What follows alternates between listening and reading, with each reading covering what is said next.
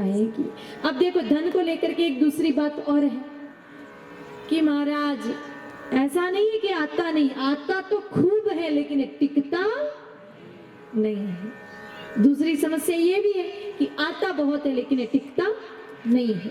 मेरे भाई बहन जिनकी ये समस्या है कि आता बहुत है लेकिन टिकता नहीं है, इसका समाधान भी गौ माता के पास है।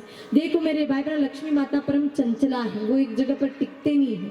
और चंचल हो भी क्यों ना, पुरुष पुरातन की वधु क्यों ना चंचला होए, लक्ष्मी माता परम चंचल है, वो एक जगह पर नहीं रुकती। फिर भी आपको रुकाना है कि सदा सदा के लिए लक्ष्मी माता आपके यहीं पे बनी रहे, आपके आने वाली अनेक अनंत पीढ़ियां लक्ष्मी माता की कृपा प्राप्त करें। तो उसके लिए एक छोटा सा काम करना है, मैं आपके मुंह से ही उद्घाटित करा दूं कि गौ कृपा से कैसे लक्ष्मी माता टिकते हैं। आप एक सेकेंड में स्वयं समझ जाओगे। देखिए, आपके घर में अगर कोई बिटिया है, उस बिटिया की आयु 18 बरस से ऊपर हो गई है, उस बेटी का आप क्या कराओगे? जोर से बोलो। शादी कराएंगे, ब्याह कराएंगे। शादी के बाद बेटी कहाँ जाती है? ससुराल जाती है। वापस आती है कि नहीं आती? आती है। कितने दिन रुकती है? 2-5 दिन। जमाई जमदूत जड़ो नहीं हो तो महीनों खंडी रुक जाए,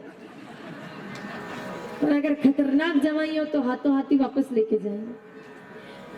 तो ज्यादा से ज्यादा महीना भर रुक जाएगी, उसके बाद तो ससुराल भेजनी पड़ेगी कि नहीं भेजनी पड़ेगी? भेजनी पड़ेगी।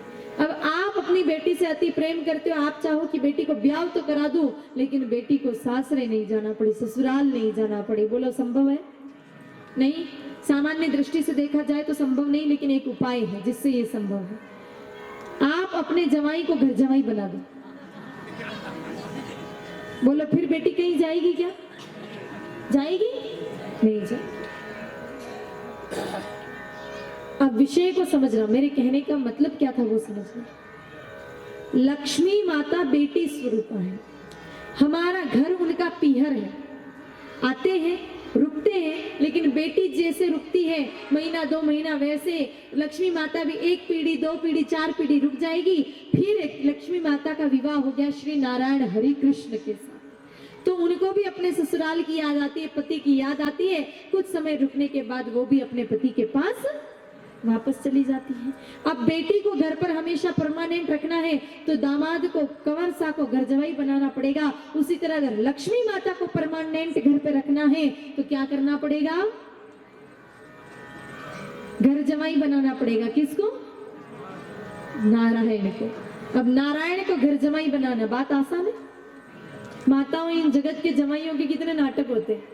घर पे कोई मेहमान आ जावे तो 1 सब्जी 1 मिठाई में काम चल जाए, लेकिन जिस दिन कंवर सा आए उस दिन मिठाइयाँ 4 और सब्जियां 3 चाहिए।